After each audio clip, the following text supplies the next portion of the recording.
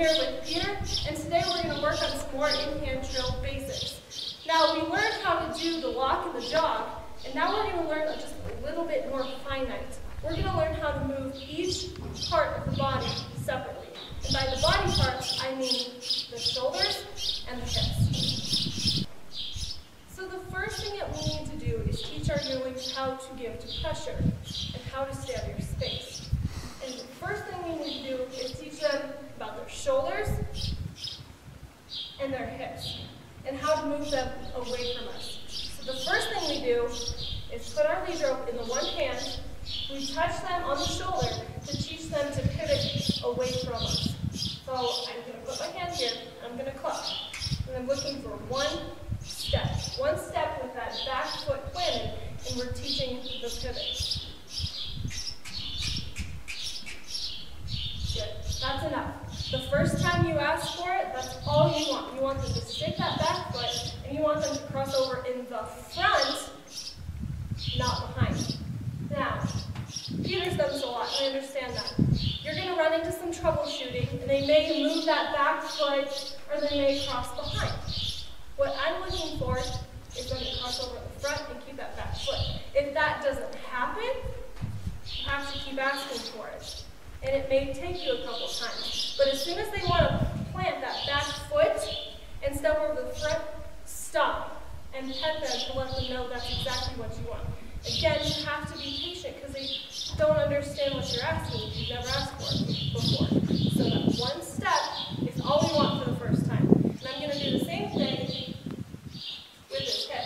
I'm going to put my hand on his hip and I'm going to cluck. And I just want him to take one step forward. Peter's like, yeah, I've got this, just don't worry about it.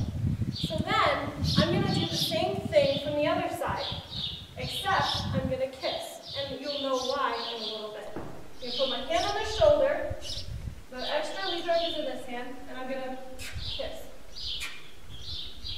Whoa. That was okay. He did move that back foot, but he crossed over like I wanted, and he took just one step. And then I'm going to pet him and say, good job, Peter, you did awesome. The same thing with the hip on the behind. Hand goes here on the hip. I'm going to kiss, and I just want that one step. Good. Now be careful though.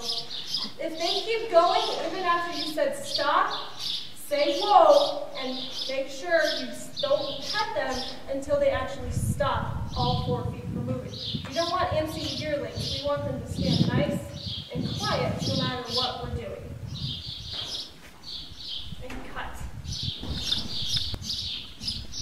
After they get really proficient at moving over off of your hands, we're going to change it so that we can do it all from just the lead rope.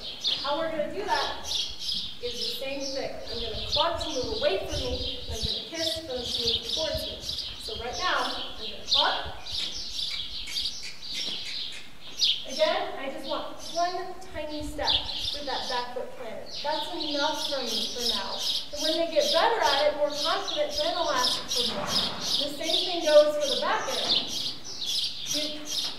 Mind giving me the lead rope. Back. Thank you. Now here's the tricky one. Is now we're doing a forehand turn, we have to move the hip over. I'm going to actually pull their head towards me and down just a little bit. And I'm still going to cluck. Now he's a little confused because he thinks, oh, I'm supposed to move my front end. Then I have to keep asking for the back end till it moves. There, just like that. And when they move it, I'm going to stop and immediately pet them and say, this is exactly what I want. So when we get more proficient at it, then we're going to get a little more challenging. And that is moving the body towards us. Let me show you. I'm going to turn around so that I can increase that so you guys can see exactly what I'm doing. The reason I was kissing before is because I want them to be able to differentiate between moving their body away from me and moving it towards me. So when I cluck, it means move away from me, even if it's the hip or the shoulders. Kissing means move towards me. You're doing a pull turn. So let me demonstrate.